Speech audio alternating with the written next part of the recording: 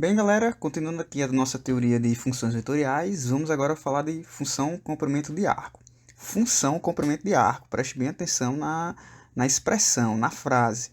Na aula anterior, nós falamos como calcular o comprimento de um arco de uma curva no intervalo de A até B. Aqui a gente vai definir a função comprimento de arco, que vai me dar uma função, que através dela vai ser possível calcular o comprimento do arco de um valor até qualquer outro valor. E aí a definição da função comprimento de arco ela é dada por S de t igual à integral de A até t da norma, né, da função derivada du. Vamos entender essa integral aqui, porque essa integral é o seguinte, ela vai de um número a até um número t qualquer. Então, a função comprimento de arco ela vai me dar o comprimento a partir de um número a até um número t qualquer. Então, é como se fosse esse gráfico aqui está, ó, e eu começo aqui de A, e a função comprimento do arco vai me dar o comprimento do arco partindo desse A até um T qualquer. Esse T pode parar aqui, esse T pode parar aqui, ou pode parar aqui, como está aqui no desenho, tá bom? Mas a ideia é essa, que a função comprimento de arco me dá um comprimento de um ponto até qualquer outro ponto. Na fórmula, você observe que aqui vai aparecer um f' de u du. Essa integral é com relação a u. Mas por que é com relação a u? Porque a nossa função, o s de t, a variável é t, e essa variável t ela está aqui no limite da nossa integral.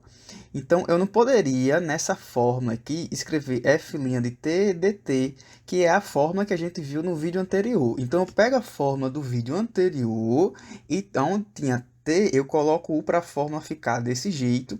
Eu escrevo a fórmula desse jeito para não confundir a variável que está aqui com a variável que está aqui.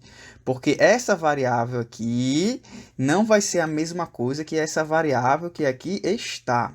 Certo? Porque a nossa variável, a variável está no integrando, até porque a função comprimento ela vai calcular o comprimento de um número até um número qualquer, até um número t, independente do que der aqui a norma da função derivada. Isso vai ficar mais claro quando a gente fizer um exercício, tá?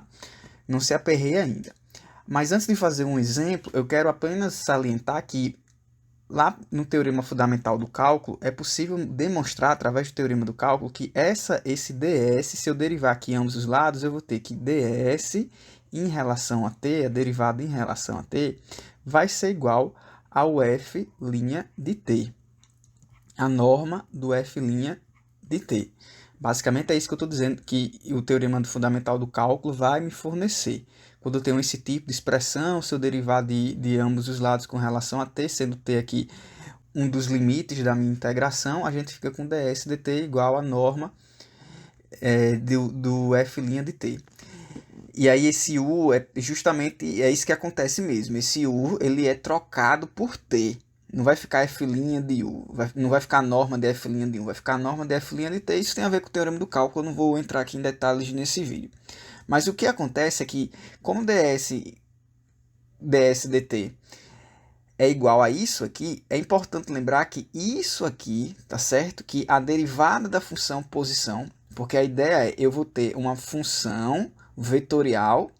Dessa função vetorial eu tenho a função derivada, e a gente já viu que a função derivada ela me fornece, ela é a nossa função vetorial, é o vetor velocidade. Então, na verdade, esse ds dt, essa derivada de s com relação a t, está calculando a norma do vetor velocidade, e a norma do vetor velocidade é o que a gente já chamou de velocidade escalar. Então, a derivada do espaço com relação ao tempo vai me dar a velocidade escalar. Guarde isso aqui na sua memória, que futuramente a gente vai usar essa informação, que essa igualdade surge justamente dessa definição de função comprimento do arco. A função comprimento do arco me fornece essa conclusão, e essa conclusão me fornece essa outra conclusão aqui, que é a derivada do espaço com relação ao tempo. A derivada do comprimento do arco com relação ao tempo vai me dar justamente a velocidade escalar, certo? Guarde isso aí. E lembre-se que a velocidade escalar, só para acrescentar, né, ela pode ser um número, como também ela pode ser uma função. Isso aqui pode ser uma função.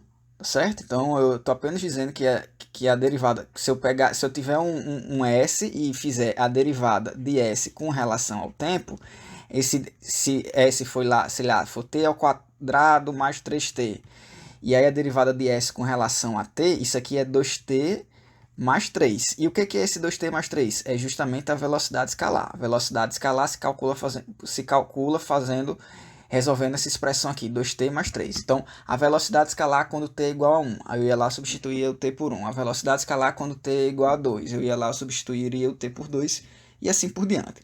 Bem, só guarda essa informação, lá na frente a gente vai utilizar ela. Então, como é que a gente utiliza essa fórmula para reparametrizar a hélice circular? O que é reparametrizar? Perceba que a função r de t aqui, faltou a setinha, a função r de t, ela está em função de t, né? Ela depende do t, o parâmetro aqui é o t. Reparametrizar em função do comprimento do arco é escrever essa função em função do parâmetro, em função do comprimento do arco. Do comprimento da função s de comprimento do arco, escrever em função de s, não em função de t, como que aqui está.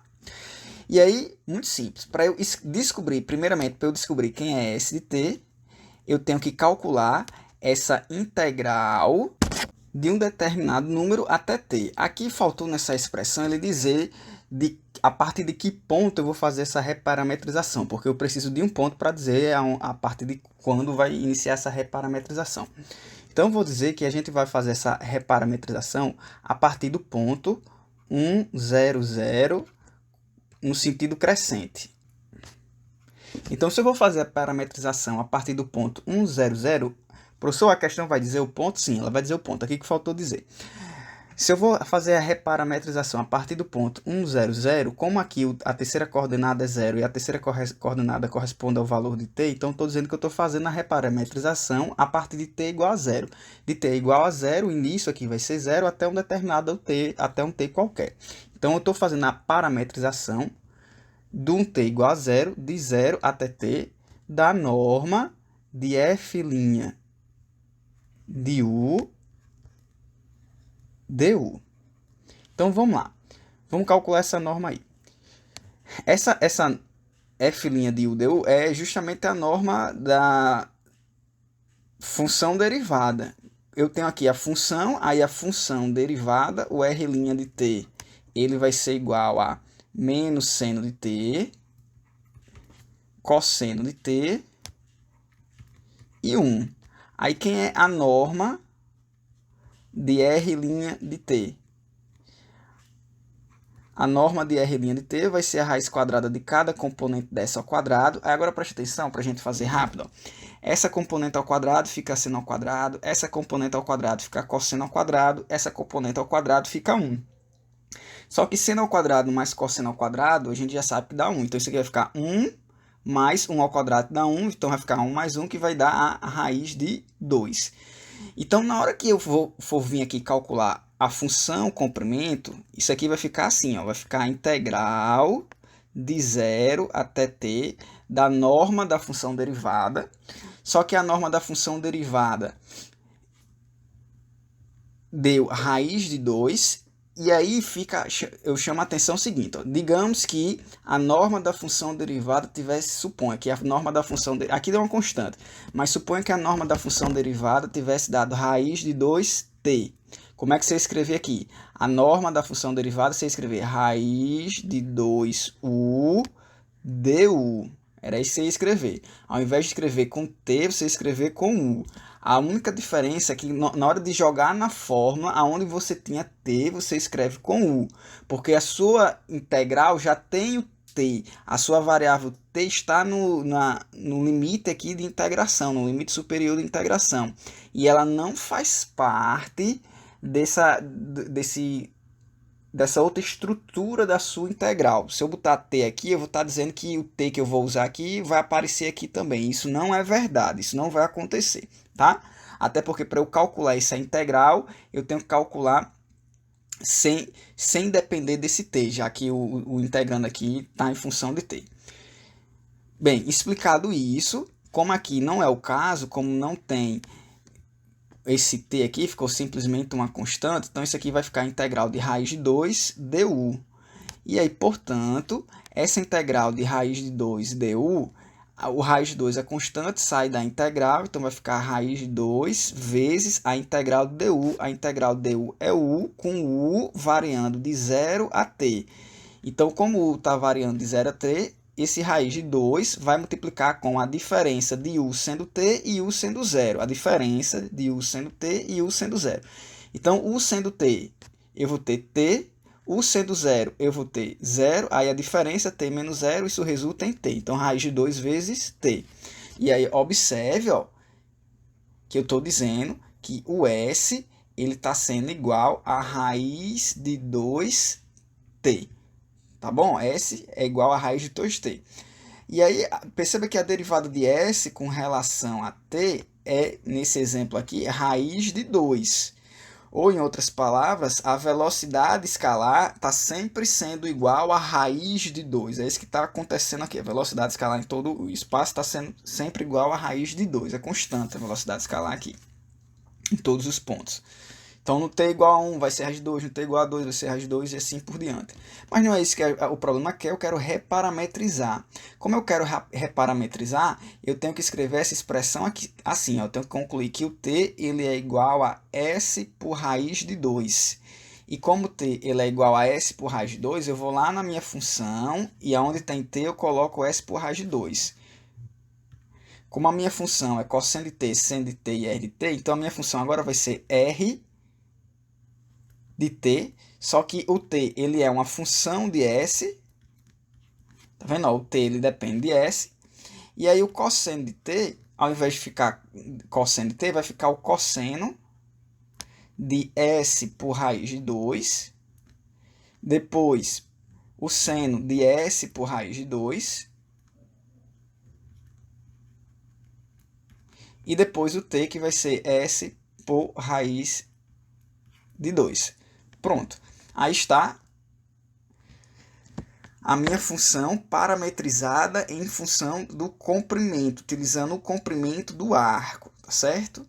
Aí a lógica aqui é o seguinte, ó, eu vou conseguir dizer qual é a posição da partícula a depender do comprimento que ela está, a depender desse comprimento S. É a lógica aqui. Aqui eu dizia a posição da partícula a depender do t, digamos que t fosse o tempo. Aqui eu vou dizer a posição da partícula a depender do comprimento do início até onde ela parou. Se eu souber o comprimento do início, porque esse S, lembra? Esse S é o comprimento de um determinado, do 0 até t. Se eu souber o comprimento do 0 até 1, aí eu consigo dizer a posição da partícula. Se eu souber o comprimento do 0 até 2, aí eu vou conseguir dizer o comprimento da partícula. A posição da partícula e assim por diante, tá bom? Essa é a lógica aqui. Bem, aqui um exemplo de como utilizar a função comprimento do arco. Depois a gente faz mais exemplos como esse. Espero que tenham entendido. Qualquer dúvida é só perguntar. Guarda até a próxima aula. Tchau, tchau.